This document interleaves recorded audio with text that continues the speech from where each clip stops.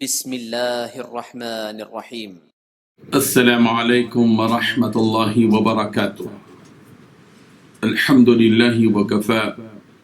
وسلام على عباده الذين اصطفى أما بعد. حاضرین و ناظرین، یہ درس نمبر 998 ہے، 998، اور آج سورہ رعد کی 2 آیتوں کی تلاوت اور تشریح کی جائے گی، آیت نمبر 30 اور 31، 30 and 31۔ چلیے سب سے پہلے ان 2 آیتوں کی تلاوت کرتے ہیں، لفظی ترجمے اور ترجمے کے بعد تشریح کرتے ہیں۔ اعوذ باللہ من الشیطان الرجیم، بسم اللہ الرحمن الرحیم۔ كذلك أرسلناك في أمة قد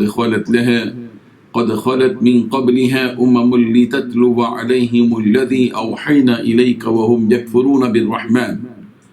قل هو ربي لا إله إلا هو عليه توكلت وإليه متاب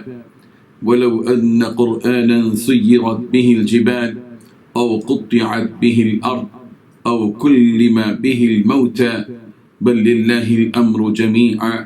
أفلم ييأس الذين آمنوا أن لو يشاء الله لهدى الناس جميعا ولا يزال الذين كفروا تصيبهم بما صنعوا قارعة أو تحل قريبا من دارهم حتى يأتي وعد الله إن الله لا يخلف الميعاد۔ یہ لفظی ترجمہ یوں ہے، كذلك، جیسے پہلے رسول بھیجے تھے اسی طرح ارسلنا کا پیغمبر ہم نے آپ کو بھیجا، فی امتن ایسی امت میں، قد خلت کی تحقیق گزر چکی ہیں، من قبلہا اس سے پہلے، اممن کئی امتیں، لتتلوا تاکہ آپ پڑھیں، علیہم ان پر، الذی وہ قرآن جو، اوحینا ہم نے وحی کیا، الیک آپ کی طرف، وہم اور وہ، یکفرون کفر کرتے ہیں، بالرحمن رحمان کے ساتھ، قل پیغمبر کہہ دیجئے، هو ربی وہ میرا رب ہے، لا الہ نہیں ہے کوئی معبود برحق الا ہو مگر وہی، علیہ اسی پر، توکل تو میں نے بھروسہ کیا، وإلیہ اور اسی کی طرف، متاب میرا لوٹنا ہے۔ بلو اور اگر ان قرآن بے شک ہوتا کوئی قرآن، سیرت کے چلائے جاتے بھی اس کے ذریعے سے، الجبال پہاڑ، اور قطعات یا قطع کی جاتی بھی اس کے ذریعے، الارض زمین، اور کلما یا بلوائے جاتے بھی اس کے ذریعے سے، الموتى مردے، تو یہی قرآن ہوتا، بلکہ للہ اللہ ہی کے لیے ہے، الامر معاملہ اختیار، جمیعاً سارا۔ افلم کیا پھر بھی ابھی تک نہیں، ییأس جانا، الذین ان لوگوں نے جو آمنوا ایمان لائے، اللہ یشاء کہ اگر چاہتا اللہ، لہدا تو البتہ ہدایت دیتا، الناس لوگوں کو، جمیعا سب کے سب، ولا یزال اور ہمیشہ رہیں گے، الذین وہ لوگ جنہوں نے کفروا کفر کیا، تصیبہم پہنچے گی انہیں بما بوجہ اس کے جو، صنعوا انہوں نے کیا، قارعۃ سخت آفت، او تحل یا اترے گی، قریباً قریب، من دارہم ان کے گھروں کے، حتی یہاں تک کہ یأتی آ جائے، وعد اللہ اللہ کا وعدہ، ان اللہ بے شک اللہ، لا یخلف خلاف نہیں کرتا، المیعاد اپنے وعدے کے۔ ترجمہ یوں ہے، جس طرح ہم اور پیغمبر بھیجتے رہے ہیں، اسی طرح اے محمد صلی اللہ علیہ وسلم ہم نے تمہیں اس امت میں، جس سے پہلے بہت سی امتیں گزر چکی ہیں، بھیجا ہے تاکہ تم ان کو وہ کتاب جو ہم نے تمہاری طرف بھیجی ہے پڑھ کر سنا دو، اور یہ لوگ رحمان کو نہیں مانتے، کہہ دو وہی تو میرا رب ہے، اس کے سوا کوئی معبود نہیں، میں اسی پر بھروسہ کرتا ہوں اور اسی کی طرف رجوع کرتا ہوں۔ اور اگر کوئی قرآن ایسا ہوتا کہ اس کی تاثیر سے پہاڑ چل پڑتے یا زمین پھٹ جاتی یا مردوں سے کلام کر سکتے تو یہی قرآن ان اوصاف سے متصف ہوتا، مگر بات یہ ہے کہ سب باتیں اللہ کے اختیار میں ہیں، تو کیا مومنوں کو اس سے اطمینان نہیں ہوا کہ اگر اللہ چاہتا تو سب لوگوں کو ہدایت کے راستے پر چلا دیتا، اور کافروں پر ہمیشہ ان کے اعمال کے بدلے بلا آتی رہے گی یا ان کے مکانات کے قریب نازل ہوتی رہے گی، یہاں تک کہ اللہ کا وعدہ آ پہنچے، بے شک اللہ وعدہ خلافی نہیں کرتا۔ ان 2 آیتوں میں 13 باتیں بتلائی گئی ہیں۔ اے پیغمبر، پہلی بات، جس طرح دوسرے رسول بھیجے گئے تھے اسی طرح ہم نے تمہیں ایک ایسی امت میں رسول بنا کر بھیجا ہے جس سے پہلے بہت سی امتیں گزر چکی ہیں۔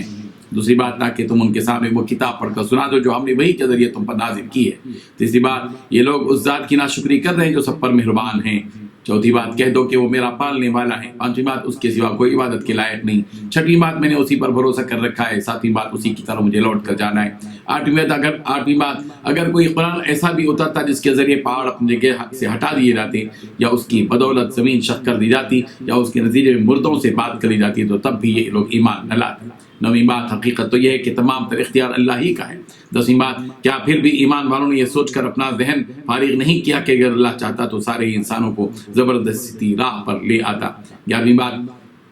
جنہوں نے کفر اپنایا ہے ان پر تو ان کے کرتوت کی وجہ سے ہمیشہ کوئی نہ کوئی کھڑکھڑانے والی مصیبت پڑتی رہتی ہے یا ان کی بستی کے قریب کہیں نازل ہوتی رہتی ہے۔ 12ویں بات یہاں تک کہ ایک دن اللہ نے جو وعدہ کر رکھا ہے وہ آ کر پورا ہو جائے گا۔ 13ویں بات یقین رکھو کہ اللہ وعدے کی خلاف ورزی نہیں کرتا۔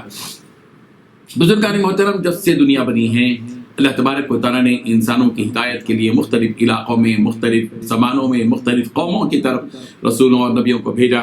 رسول رحمت صلی اللہ علیہ وسلم سے پہلے کئی قومیں بھی گزری ہیں اور متعدد انبیاء بھی گزرے ہیں۔ رسول رحمت صلی اللہ علیہ وسلم کو آخری نبی بنا کر اس دنیا میں اس لیے بھیجا گیا تاکہ آپ ان لوگوں کے سامنے وہ آیت تلاوت کریں جن کی وحی کے ذریعے آپ صلی اللہ علیہ وسلم تک پہنچایا گیا ہے۔ چنانچہ رسول رحمت صلی اللہ علیہ وسلم کی زندگی کا مشن یہ بھی تھا کہ آپ لوگوں کے سامنے آیات الہی کی تلاوت کرتے تھے۔ سورہ طلاق کی آیت نمبر 11 میں بھی یہی بات کہی گئی ہے، رسول یتلو علیکم آیات اللہ مبینات لیخرج الذین آمنوا وعملوا الصالحات من الظلمات الی النور، رسول جو تمہیں اللہ کے صاف صاف احکام پڑھ کر سناتے ہیں تاکہ ان لوگوں کو جو ایمان لائیں اور نیک عمل کریں وہ تاریکیوں سے روشنی کی طرف لے آئیں۔ سورہ جمعہ کی آیت نمبر 2 میں بھی یہی اسی قسم کا مضمون موجود ہے۔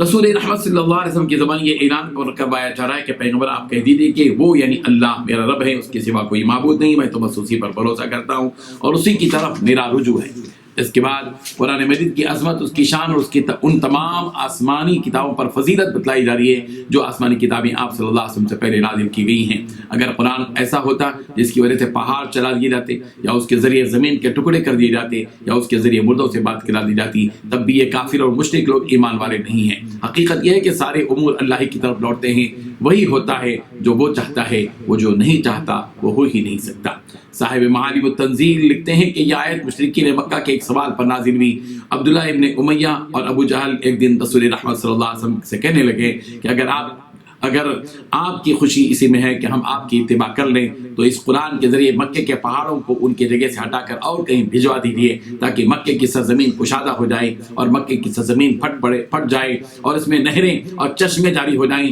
تاکہ ہم اس میں درخت لگائیں اور کھیتیاں بوئیں اور ہمیں باغات مل جائیں۔ آپ کا کہنا ہے کہ داؤد علیہ السلام کے لیے پہاڑ مسخر کر دیے گئے، سلیمان علیہ السلام کے لیے ہوا مسخر کر دی گئی، لہذا ہمارے لیے بھی ہوا مسخر کر دیجیے، ہم تجارت کے لیے ملک شام آتے جاتے ہیں، اگر ہوا ہمارے لیے مسخر کر دی جاتی ہے تو ہمارا کافی وقت بچ جائے گا، وغیرہ وغیرہ۔ ان کافروں کے جواب میں یہ آیت نازل ہوئی وَلَوْ أَنَّ قُرْآنًا سُيِّرَتْ بِهِ الْجِبَالُ۔ سورہ انعام کی آیت نمبر 111 میں بھی اس کی وضاحت کی گئی ہے۔ بہرحال جب مکے کے مشرکین نے اس قسم کی فرمائشیں کی تو صحابہ کرام رضی اللہ عنہم نے رسول رحمت صلی اللہ علیہ وسلم سے خواہش ظاہر کی کہ معجزات ظاہر ہو جائیں تو اچھا ہوتا تاکہ یہ لوگ بھی اسلام قبول کر لیتے۔ اس کا جواب اس طرح دیا گیا کہ افلم یئس الذین آمنوا، کیا پھر بھی ایمان والوں نے یہ سوچ کر اپنا ذہن فارغ نہیں کیا کہ اگر اللہ چاہتا تو سارے انسانوں کو زبردستی راہ پر لے آتا۔ یہاں یہ بات ذہن میں رہے کہ کافروں کی جانب سے جو معجزات مطالبے کے ہوتے رہے ہیں مگر ان مطالبوں کو پورا نہیں کیا جاتا تھا، اس لیے کہ اللہ تبارک و تعالیٰ ان کافروں کے مطالبات کا پابند نہیں ہے۔ وہ تو زمین و آسمان کا خالق اور مالک ہے، وہ خود قادر مطلق اور مختار کل ہے، وہ اپنی حکمت سے جو چاہے کرتا ہے، اس پر کوئی زبردستی نہیں کر سکتا۔ یہ مشرکین جو کچھ کر رہے ہیں اس کی سزا تو ان کو ملے گی، ان کی حرکتوں کی وجہ سے ان پر آفتیں اور مصیبتیں آتی رہیں گی، جیسا کہ مکے والوں پر قحط آیا اور جنگ بدر کے موقع پر بڑے بڑے سردار ہلاک ہوئے اور قیدی بن کر ذلت سے دوچار ہوئے۔ اللہ تبارک و تعالیٰ کی شان یہ ہے کہ اس کا کیا ہوا وعدہ ہر وعدہ پورا ہوتا ہے اور وہ اپنے وعدے کی خلاف ورزی نہیں کرتا۔ اللہ تبارک و تعالیٰ ان آیتوں سے سبق حاصل کرنے کی توفیق عطا فرمائے۔ وآخر دعوانا الحمدللہ۔